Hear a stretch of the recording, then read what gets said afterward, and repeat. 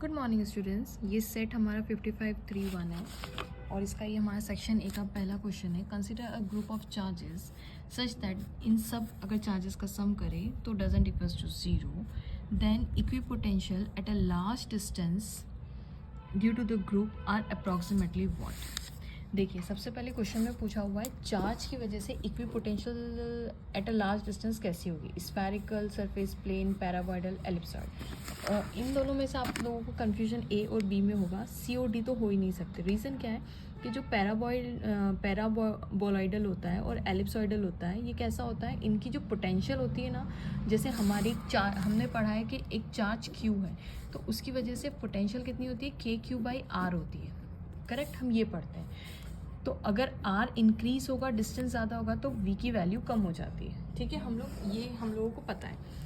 अब आप देखिए कि ये जो ड्यू टू द चार्ज जो पोटेंशियल इक्विपोटेंशियल सरफेस बनेगी वो कैसी बनेगी, स्फेरिकल बनेगी। व्हाट इज़ द रीज़न, आप देखिए यहाँ पे कि अगर मैं सपोज कीजिए कि बहुत लार्ज डिस्टेंस हम 10 ले लेते हैं, लेट्स से 10, तो अगर 10 अगर मैं सोचूं तो r की वैल्यू यहाँ पे भी, यहाँ 10, यहाँ 10, यहाँ 10, मतलब ये 10 सेंटीमीटर, ये 10 centimetre, 10 centimetre, 10 centimetre. I am just taking 10 example, okay.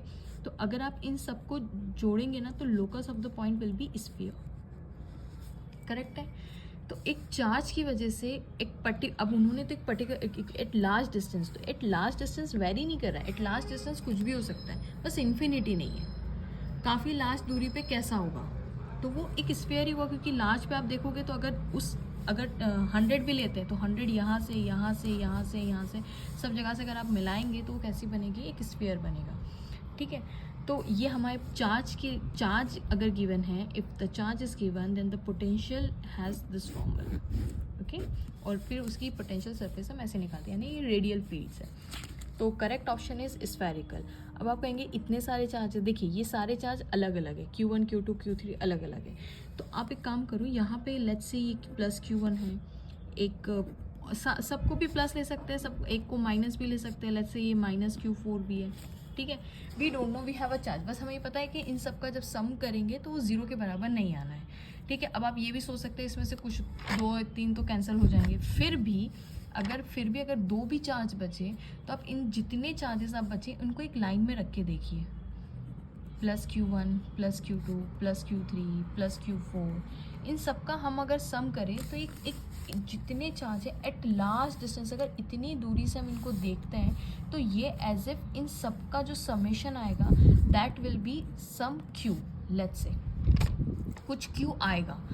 अब एज इफ के इस वाले इंसान को जो काफ़ी दूर डिस्टेंस पर खड़ा हुआ है उसको ये कैसा दिखाई देगा, एज अ पॉइंट चार्ज दिखाई देगा।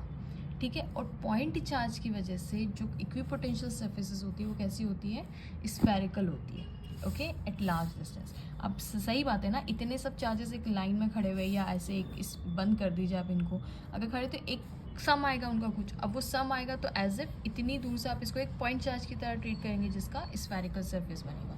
अब आप सोचोगे कि प्लेन क्यों नहीं बन सकता, प्लेन तब बनती है इक्विपोटेंशियल सरफेस जब यहाँ पे इलेक्ट्रिक फील्ड होती है, और इलेक्ट्रिक फील्ड कैसी होनी चाहिए, यूनिफॉर्म होनी चाहिए। यूनिफॉर्म इलेक्ट्रिक फील्ड की वजह से जो इक्विपोटेंशियल सरफेस होती है वो प्लेन बनती है। ठीक है, एलिप्सॉइडल और पैराबॉइडल, आप सोचिए एलिप्स कैसे बनता है, एलिप्स ऐसे बनता है ना, तो एलिप्स का जो रीजन है यहाँ पे इसका ज़्यादा डिस्टेंस है, यहाँ पे कम है, तो जाहिर सी बात है ये रेडियल फील्ड को नहीं बिलोंग करता है, तो इसका जो पोटेंशियल निकलता है ना थोड़ा अलग निकलता है। ठीक है, उसका formula is some different, psi sub wave function सब आते हैं उसके अंदर, तो उसका थोड़ा सा अलग होता है। ठीक है, तो ये दोनों नहीं हो सकते, so the correct option is B.